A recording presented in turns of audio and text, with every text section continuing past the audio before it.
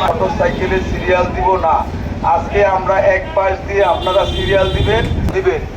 আজকে আমরা উত্তর পাশে কোনো মোটরসাইকেলের সিরিয়াল দিব না। আজকে আমরা এক পাশ দিয়ে মোটরসাইকেলের সিরিয়াল দিবেন। আজকে আমরা উত্তর পাশে কোনো মোটরসাইকেলের সিরিয়াল দিবেন। আরেক পাশ দিয়ে বের হবে।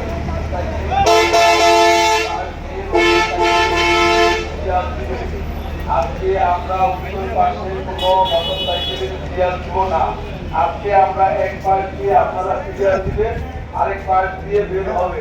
সাইকেল ভাইয়েরা পাশ দিয়ে মোটরসাইকেলের আমাদের তো পার ডে আপনার প্রায় 200 টাকার মতো তেল লাগেই। এখন দেখা গেছে সপ্তাহে 7 দিনে অনেক তেল লাগে। তো সেক্ষেত্রে পাম্পে গেলে 200 টাকার বেশি তো আর তেল আমাদেরকে দেয়ও না। আর তারপর আবার সকালে দেয় না, কোনো দিন বিকালে দেয়, কোনো দিন সকালে দেয়।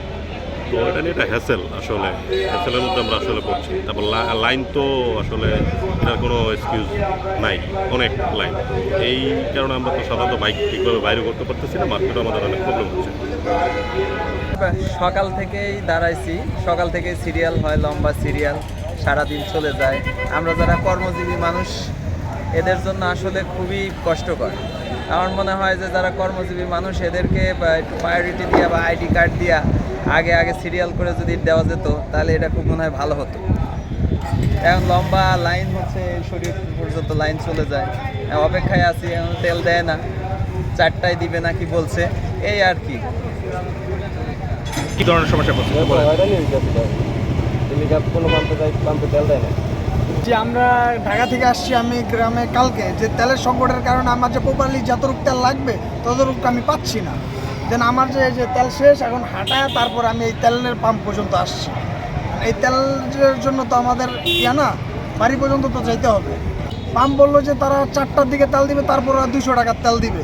200 টাকার তেল দিয়ে আমরা 200 টাকার তেল খরচ করে এই 200 টাকার তেল দেয় তো লাভ কি? আমাদের তো একটু প্রপার তেল দেওয়া লাগবে যতটুকু প্রয়োজন আর কি।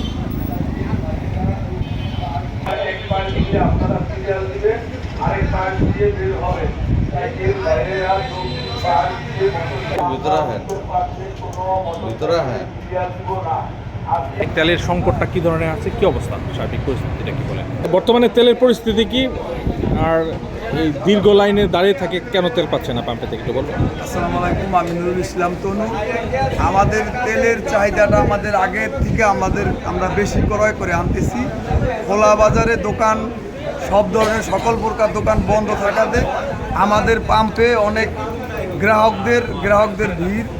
আমরা ওই যে আমাদের জেলা ডিসি অফিস থেকে আমাদের ওই যে নিয়মকানুন দিছে যে আমাদের সিরিয়াল মেনটেন করে তেল দিতে হবে।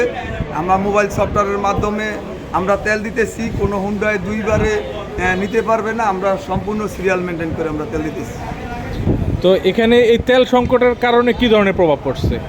তেল সংকটের কারণে প্রভাব পড়ছে, যেমন ইয়াং জেনারেশান ছেলেপেলেরা সিরিয়াল ধরে তেল নিতে বিরক্ত হচ্ছে, মাঝে মাঝে এরা একটু উগ্র হয়ে যায়। আমাদের অনেক ঝামেলা হইতেছে এদের সাথে আমাদের এই তেল সিরিয়াল মেনটেন করে দিতে।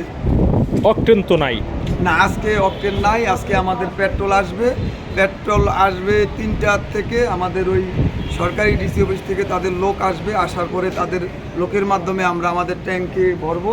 তারপরে তাদের অনুমতি নিয়ে আমরা তারপরে তেল ডেলিভারি দেবো 3:30 থেকে 4টার মধ্যে। ডিজেলের কি পরিস্থিতি? ডিজেল আমার আজকে ড্রাই হয় নাই। আমি কালকের থেকে আজকে এই পর্যন্ত আমরা সারা রাত্র পাম্প খোলা রাখছিলাম। আজকে আমরা সকাল থেকে আমরা ডিজেল দিতেছি কৃষক এবং সকল প্রকার যানবাহনদের।